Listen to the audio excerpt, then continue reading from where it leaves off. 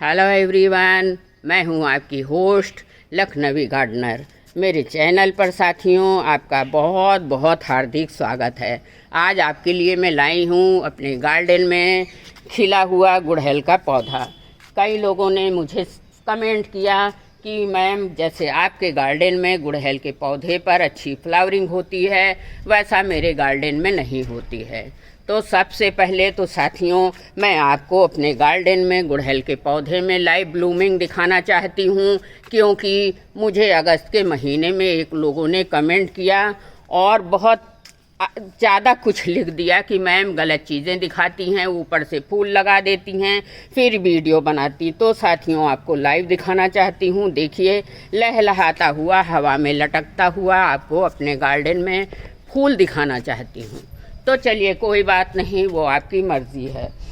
अगर मैं दो ऐसे सीक्रेट बताऊंगी जिससे आपके पौधे में भी इसी तरह की फ्लावरिंग कुछ दिनों में ही होने लगेगी और आपका पौधा भी फूलों से भर जाएगा। तो काफ़ी लोगों के कमेंट पर मैंने ये वीडियो बनाया है साथियों कि मेरे प्लांट में मैम फूल नहीं आ रहे हैं, पौधा तो सालों से लगा हुआ है मेरे गार्डन में, लेकिन इस तरह की फ्लावरिंग बिल्कुल नहीं हो रही है। तो फ्रेंड्स, हम अपने प्लांट में कुछ ना कुछ फर्टिलाइज़र तो सभी लोग देते रहते हैं, लेकिन कुछ पौधे ऐसे होते हैं जिनकी कुछ बेसिक ज़रूरतें होती हैं। कुछ हम उनकी ज़रूरत के हिसाब से, अगर बेसिक ज़रूरतें हैं, कुछ फ्लावरिंग के लिए टिप्स हैं, उसको नहीं अपनाते हैं तो हमारा पौधा कभी भी फ्लावरिंग नहीं करता है और गार्डन में सालों के साल ऐसे ही पड़ा रहता है, फूल बिल्कुल नहीं देता है। तो फ्रेंड्स, ऐसे ही पौधे में से एक पौधा है गुड़हल का। गुड़हल का पौधा एक कॉमन पौधा है और हर किसी के गार्डन में आपको मिलेगा। इसमें एक कॉमन समस्या होती है साथियों, जैसे कलियों का गिरना, पत्तियों का पीला होना और मिलीबग का लगना। लेकिन मेरा प्लांट तो एकदम फ्रेश है, तरोताज़ा है, लश ग्रीन पत्तियां हैं, अनगिनत कलियां हैं, अनगिनत फूल हैं। तो कोई बात नहीं है। चलिए, मैं उस टिप्स को आपके बीच में लेकर आई हूँ जिसलिए आपको भी इस पर ध्यान देना होगा। सालों साल फूल आते रहेंगे और बहुत अच्छी फ्लावरिंग होगी। चलिए, मैं दो ज़रूरी टिप्स हैं जिसका सीक्रेट है, जिसकी बात मैं आज कर लेती हूँ। सबसे पहले तो बात सीक्रेट है कि सीधा संबंध इसका, अच्छी फ्लावरिंग का सीधा संबंध है मिट्टी से। जब भी आप इसकी सॉइल बनाएं साथियों, तो सॉइल में आधा हिस्सा खाद का होना चाहिए और आधा हिस्सा आपकी गार्डन सॉइल होनी चाहिए। अगर आपके पास वर्मी कंपोस्ट ले लीजिए और या तो गोबर की खाद ले लीजिए।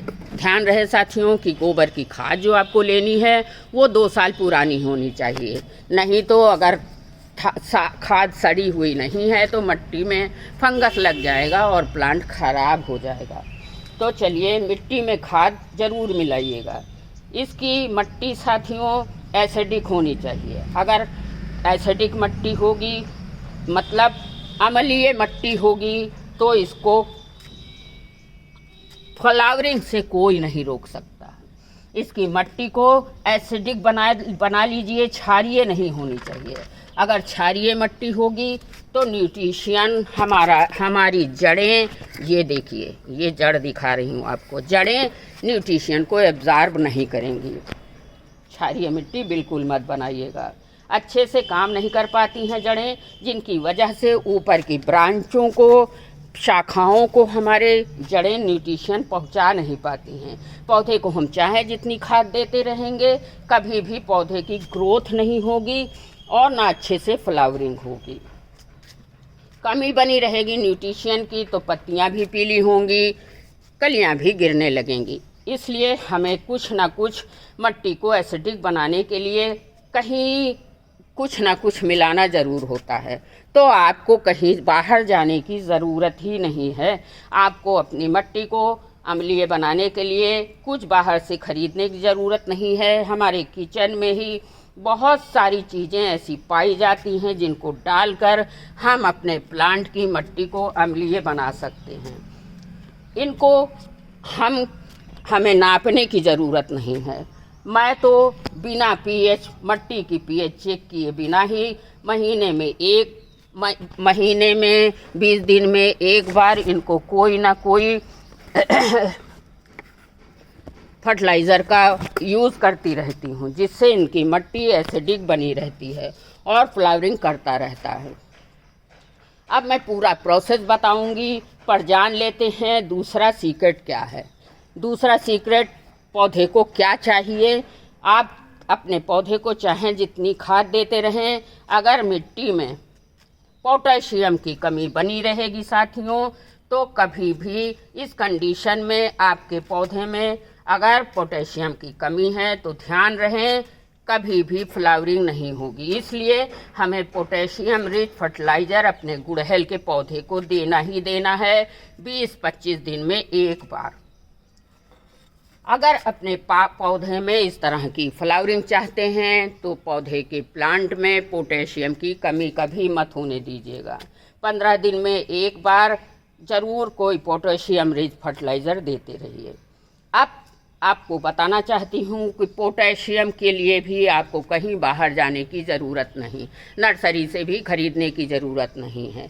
कई लोग कहते हैं कि मैम मैं तो केमिकल का यूज़ करता हूँ, तो सब तो आपकी मर्ज़ी है, पर अगर आप ऑर्गेनिक का यूज़ करेंगे तो इस तरह की फ्लावरिंग होगी। मैं कभी भी केमिकल का इस्तेमाल नहीं करती हूँ।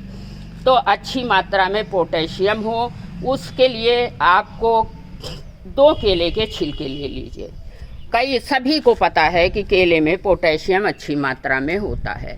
उनको भिगो दीजिए छिलकों को रात भर के लिए, और सुबह उसके पानी को छान कर डाइल्यूट करके प्लांट की जड़ों में दे दीजिए। और आप सूखा पाउडर भी डाल सकते हो। केले के छिलकों को सुखा लीजिए, ग्राइंडर में पीस के महीन बुरादा बना लीजिए और इनकी जड़ों में दे दीजिए। इस तरह आपके प्लांट में कभी भी पोटेशियम की कमी नहीं होने पाएगी। केले का छिलका पोटेशियम का सबसे बड़ा स्रोत है।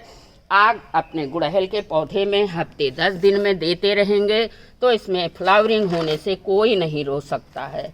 मगर ध्यान रहे कि ऐसा नहीं कि आपने एक बार केले की छिलके की खाद दे दी तो प्लांट की ज़रूरत पूरी हो गई, ऐसा नहीं है।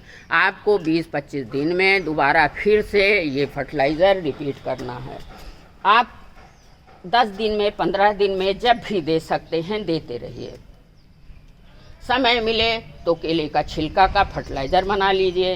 इसके अलावा कुछ और स्रोत भी हैं जो आपके घर में ही मिल जाते हैं, जैसे कि मैं फर्टिलाइज़र बनाने वाली हूँ, वो आपके बीच में शेयर करती हूँ। कुछ भी और चीज़ें हैं, जैसे चाय की पत्ती है, कॉफ़ी पाउडर है, और भी बहुत सारी चीज़ें हैं, फिटकरी है।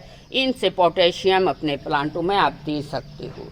लेकिन जिसका मैं इस्तेमाल करने जा रही हूँ, हमारा पौधा इस तरह से ब्लूमिंग कर रहा है, उसके बीच में आपको शेयर करूँगी। ज़रूरी नहीं है कि हर समय आप केले का छिलका ढूंढते रहें, केला खरीद के लाएं, छिलका बनाएं। उसके लिए मैं दूसरा अल्टरनेट भी आपको बताने जा रही हूं, जो कि मैं महीने में एक बार 25 दिन में बिना पीएच चेक किए, मिट्टी की पीएच चेक किए बिना ही मैं महीने में 20 दिन में, 25 दिन में एक बार अपने इस गुड़हल के प्लांट पर देती हूँ। ये गुड़हल का प्लांट मात्र मेरा 1.5 साल पुराना है और कितना बुशी है, कितना ज़्यादा ब्लूम कर रहा है।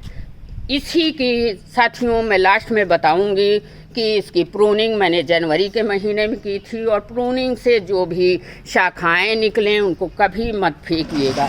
देखिए इसकी कटिंग से जो ब्रांच निकली मैंने एक डिब्बे में लगा दिया था अगस्त के महीने में, और ये देखिए कटिंग को ऊपर से इस तरह से वी कट करके लगाया था। अब देखिए इस प्लांट में कितनी शाखाएं फूट के आई हैं। एक कटिंग लगाई थी, इसमें कम से कम 9-10 शाखाएं निकल के आई, और अब ये ब्लूमिंग के लिए भी तैयार है। देखिए इसमें सब तरफ कलियां हो गई हैं। तो चलिए देर न करते हुए मैं उस फर्टिलाइज़र के बारे में बताना चाहती हूँ। तो देखिए हम सभी के किचन में दूसरे तीसरे दिन ही आलू के छिलके निकलते रहते हैं। मैं तो नीचे से बना के लाई हूँ साथियों, बस आपको इसका प्रोसेस बताना ज़रूर चाहूँगी। दो आलू के छिलके ले लीजिए, 2 आलू किचन से लेके उसके छिलके निकाल लीजिए और ग्राइंडर में इस तरह से पीस लीजिए। अब करना क्या होगा साथियों कि एक हाथ में कैमरा है, आपको ये जो आलू को छिलके को पीसा है इसको ऐसे छान लीजिए। ध्यान रहे साथियों, कच्चा आलू का छिलका है, इसके ऊपर वाला जो मोटा हिस्सा निकलता है, गाढ़ा हिस्सा, वो आपको नहीं डालना है गुड़हल के प्लांट में, नहीं फंगस लग जाएगा। आज इस तरह से हमारा आलू का पोटेशियम वाला फर्टिलाइज़र निकल के आया। अब करना क्या होगा साथियों, उसमें उतना ही पानी मिलाना होगा। डाइल्यूट करके ही कोई भी फर्टिलाइज़र आप डालेंगे, गर्मी के दिन आ गए हैं, अगर डाइल्यूट नहीं करेंगे तो प्लांट को नुकसान भी कर सकता है। इस तरह से आप अपने प्लांट के जड़ों के किनारे किनारे ये वाला फर्टिलाइज़र डाल दीजिए। अगर इस तरह से आप फर्टिलाइज़र देते रहेंगे तो आपके प्लांट में इतनी हैवी ब्लूमिंग होने से कोई नहीं रोक सकता है। अब कॉफ़ी पाउडर नहीं है मेरे पास, कोई बात नहीं है, अगर आपके पास हो तो उस आलू के फर्टिलाइज़र में आप ज़रूर मिला लीजिएगा। अब फर्टिलाइज़र उतना ही देना है साथियों। मैं ये भी बताना चाहूँगी क्योंकि काफ़ी लोग जानते हैं नहीं होंगे, वो सोचते होंगे कि ज़्यादा फर्टिलाइज़र डाल देने से हमारे प्लांट में बहुत ब्लूमिंग होगी। नहीं साथियों, इतना पानी देना है कि गुड़हल की जड़ों तक पहुंच जाए। इतना पानी आपको नहीं देना है कि ड्रेनेज होल से बाहर निकल जाए। तो इस तरह से आप आलू के छिलके का फर्टिलाइज़र बना लीजिए। समय समय पर 20 दिन में 25 दिन में आप कोई ना कोई पोटेशियम रिच फर्टिलाइज़र ज़रूर देते रहिएगा। अगर देते रहेंगे तो आपके प्लांट में भी इसी तरह की ब्लूमिंग होगी। अब और आपको बताना चाहती हूँ कि ये कटिंग मैंने लगाई थी और सक्सेस हो गई है। इस तरह आप भी अपने गार्डन में जब भी कभी प्रूनिंग करें, देखिए मैंने जनवरी के महीने में हार्ड प्रूनिंग करी थी और हार्ड प्रूनिंग के बाद देखिए कितनी शाखाएं निकल के आई हैं, वो गिनती के लायक नहीं हैं। बहुत बुशी प्लांट हो गया है। मात्र 1.5 साल का प्लांट है। मेरे पास 6-7 प्लांट हैं साथियों, सब में ब्लूमिंग हो रही है। एक प्लांट उधर भी रखा हुआ है। अब आपके प्लांटों में इस तरह की ब्लूमिंग होती रहे, मैं आपके लिए समय समय पर ज़रूरी जानकारी लेके आती रहती हूँ। आपको इन बातों का ध्यान रखना है। सन लविंग प्लांट है, इनको कम से कम सुबह से लेके 5-6 घंटे की अच्छी धूप मिलनी चाहिए। धूप में रहेंगे तभी सरवाइव करेंगे। धूप से इनको विटामिन डी मिलता रहता है, जिसकी वजह से भी इनकी फ्लावरिंग होती रहती है। अगर आप इन 2 बातों का ध्यान रखेंगे तो आपके पौधे में कभी भी फूल की कमी नहीं आएगी। आपका पौधा भी इस तरह से फूलों से भरा रहेगा। चलिए, वीडियो लंबा हो जाएगा। एक बार फिर से मैं आपको अपने फ्लावर ब्लूमिंग लाइव दिखा देती हूँ, क्योंकि आपके मन का शंका ख़त्म हो जाए। अगर अलग से लगा देंगे तो इस तरह से पौधा बिल्कुल झूमता नहीं मिलेगा आपको। वीडियो अच्छा लगा है तो लाइक कमेंट करिएगा साथियों। पहली बार आए हैं तो सब्सक्राइब कर दीजिएगा, ताकि आपको हर प्लांट की जानकारी आपको लगातार सबसे पहले आपके फ़ोन पर मिलती रहे।